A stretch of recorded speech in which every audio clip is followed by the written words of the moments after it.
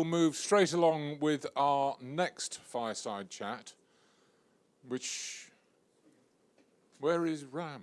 There is Ram. Do you know, I couldn't see you in the room and I thought maybe you'd done a bunk. Ram is hosting the next fireside chat. I will let him introduce you to his guest. Thank you, Robin.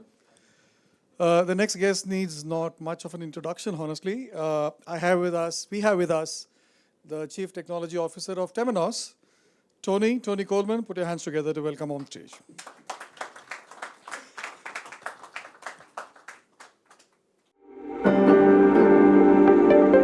Thank you, Tony. And we'll get started straight. Well, actually, as a matter of fact, some of us from Cedar and IBS Intelligence are here after having done an interesting milestone cutover of a core banking transformation into Temenos, which was 3 days back, and it happens to be the third largest Islamic bank in the world. And one of the things that we always talk about is not every bank is willing to embrace the change or the transformation willingly. And the biggest issue that people have is fear of going through the transformation. So I'm going to ask you, and this is a starting point of this question, is if you had to go through a core transformation, what would you advise bankers to look for? So yeah, it's an interesting starting point, isn't it? Where your first question is, why are people scared?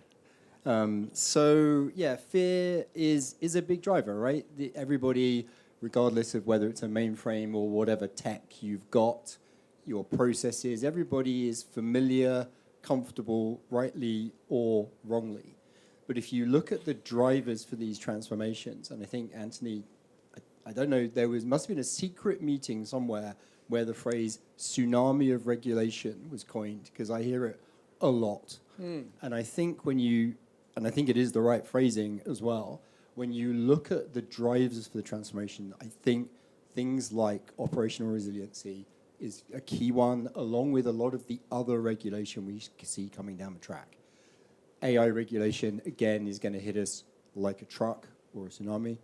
And so when you're looking at these things, I think it's about taking, and we've talked about this before, it's about being bold and being ambitious. So often we see people try to do a transformation and the going in assumption is we just want what we already have, but better.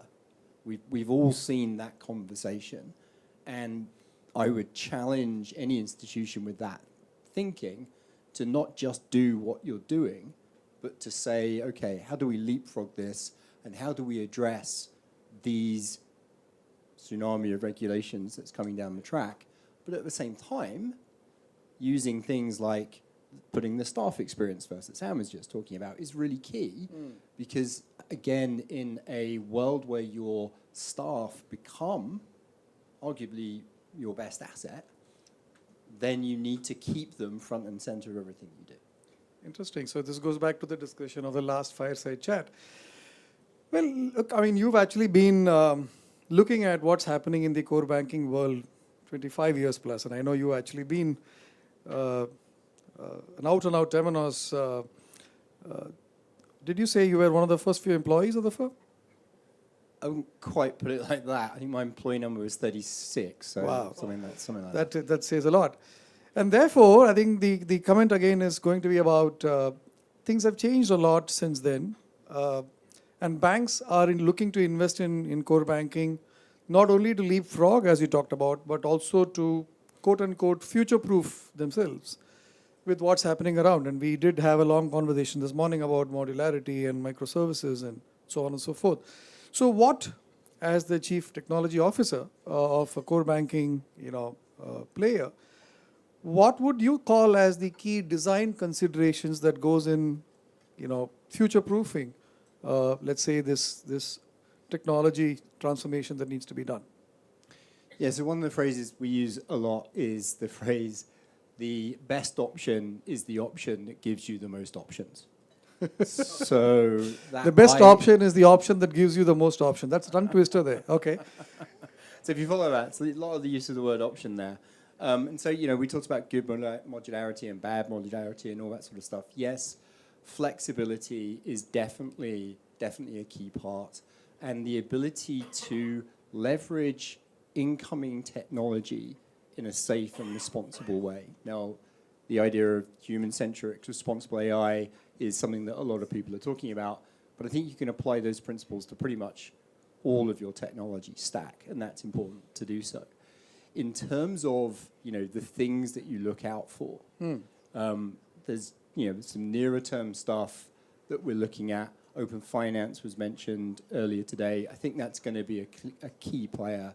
Open banking, some jurisdictions aside, I think most people would agree didn't really deliver on its promise, and that there does seem to be already green shoots of, as we're opening up to open finance, you're seeing things like insurance, pensions, those sorts of things coming into that wider ecosystem.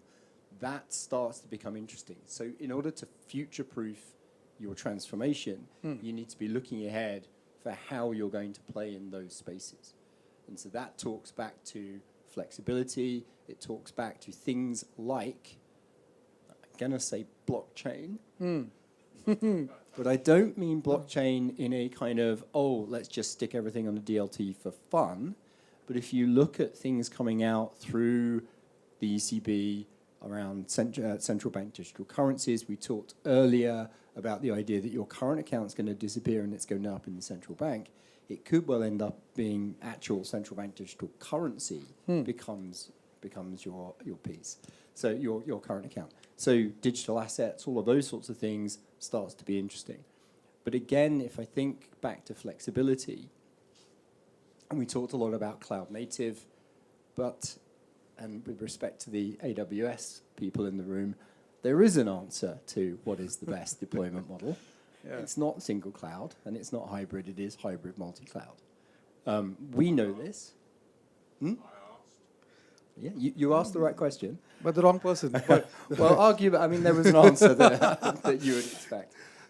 By which we mean, if you look at things like Dora again, yes, there's fantastic things you can do to architect your solutions in a single cloud provider across multi-regions and multi-AZs and all the rest of it. And we all know those patterns, right? We're now far enough along this journey that we understand that. We understand that you need to pick your regions with the multi-AZs and pair them accordingly. All of that good fun stuff. And you need to be leveraging the managed services of those cloud providers appropriately. So again, love the point earlier. It's not just about sticking your VM up and saying that's cloud native. You need to be investing with the hyperscalers, using their managed services, using their functions as service platforms, whether it's Lambdas, whatever. Really getting under the covers. But then, as we've seen, because the other part of this is you need to architect for failure. These things do fail, and they fail all the time. It is the dirty secret, I think somebody said earlier. The dirty secret of cloud is it fails a lot. Now, it comes back up quickly, and that's great. But if you're building and relying on a single hyperscaler and you lose a region, when you are repaving, everybody else is going to be repaving at the same time. So I do really believe in, if you're looking at future-proofing, you need to be looking at a multi-cloud strategy, probably active-active, probably, and maybe consider a hybrid approach as well. Well, I think that's, and I also realized that you were talking about blockchain, and we do have the director for blockchain EMEA showing up in the next panel, so Priya should be a bit. But I am going back to this comment about flexibility that you talked about, right? And is that a hallmark you would call as what we call as NextGen Core? Is that, how do you define NextGen Core that becomes the buzzword for the discussion today? Well, I was intrigued by the definition that was put up, which was fantastic.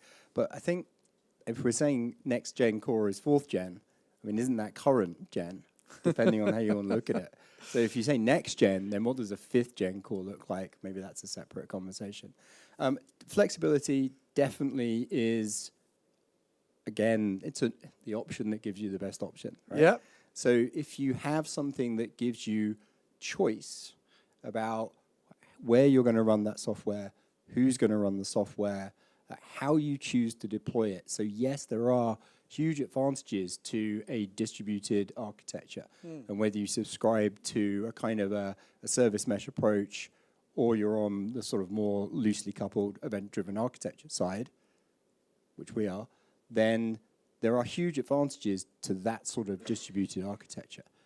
But it also comes with some operational complexity. So there are trade-offs. And so given a choice and being able to offer that choice of how and when you deploy, I think is really important. And that comes back to a kind of and we've talked about this before, so I won't bore people with the stories, but you know, you've heard this phrase of the granularity of microservices and the whole Goldilocks conversation. Yep. The point is, there isn't a one-size-fits-all answer. It does depend. So being able to deploy very fine-grained capabilities, features, and combine those into products and services is important. But given the choice, you may also need, for various other reasons, to deploy much coarser-grained services. Horses for courses. Horses for courses. And that brings me to the next important question. So if you have to make a few recommendations on what you would call as emerging technologies that banks should actually be conscious of, because, as you said, it depends on who I am, and therefore choice of my technology may be contextual. So if you had to make some recommendations on what those emerging technologies will be. Well, I've mentioned some of them already, and I think obviously it's 2024, so AI would be one of those. But again, I think that human-centric, responsible AI is absolutely vital. I love what Sam, I promise we didn't rehearse this, but putting humans in the center of your use of AI, I think is absolutely vital in this space. We've talked about this a few times, that although maybe we get a little bit blasé about it because we talk about it all the time, but the decisions that banks make are often real pivotal moment in people's lives. Yep. You're buying houses, you're buying cars, you're sending holidays. These are big things. And if you don't get the result, you need to understand why and perhaps be able to do something about it. If the computer says no, then you need to know why. So absolutely responsible, explainable AI, definitely you need to be looking at it, but in that human-centric way, would be my opinion. The other side, again, touched on it, open finance. I think we've talked about that enough. Yep. A little bit further out, and there's a joke here for those that will get it, would be quantum, because it's going to be impactful and not. Quantum. Okay, some of you got it. So it's interesting. It's been on our kind of watch list for a time. We're partnering, we've got tier 1 banks that are actively running POCs with quantum. Now, again, maybe it's a little bit too far out, but if you're talking future proofing, that's something to keep an eye on. And again, definitely central bank digital currency, regardless of the underlying tech platform, would be another thing to look for. And since you mentioned about future, can I ask you to do a crystal gaze and tell me what does future of core banking look like?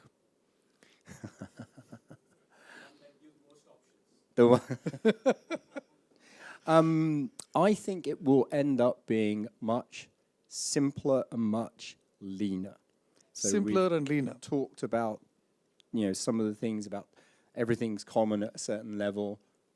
Yeah, but also there are some complexities. There are some deep functional pieces as you go around the world and you hit the various geos. Your underlying, what we refer to as the banking framework, that kind of accounting treatment is very complex. But if you consider that the core of the core, then I think that piece will become leaner. And I mean, there's various phrases around this: core less, lean core, et cetera, but certainly a lighter, leaner ledgering capability that allows product engines to be deployed separately. I think that's the sort of space that we'll see. Banks would end up leaning more on the lean core, yeah? Got it. Maybe. Yeah. Well, as we come to the end of this fireside chat, and if I was to ask you, there are people here who going through transformation journeys, and if you had to share some thoughts or recommendations that may be important for them to take away, you can share some few ideas that may be important for us to know.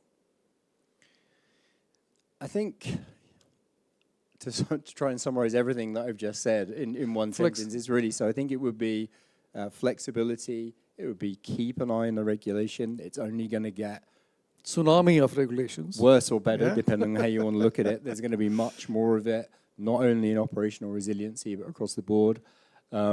Work with multiple hyperscalers, because if nothing else, it gives you the ability to negotiate better. Active. And human-centric AI, human-centric everything. Brilliant. I think that was indeed, it was just not a fireside chat, I guess. It was a rapid fire chat. But And I still would no actually, fire. Well, thank you so much, Tony. I mean, it's interesting to have this thoughts shared with this audience here. I sign off for the day. Thank you. Thank you.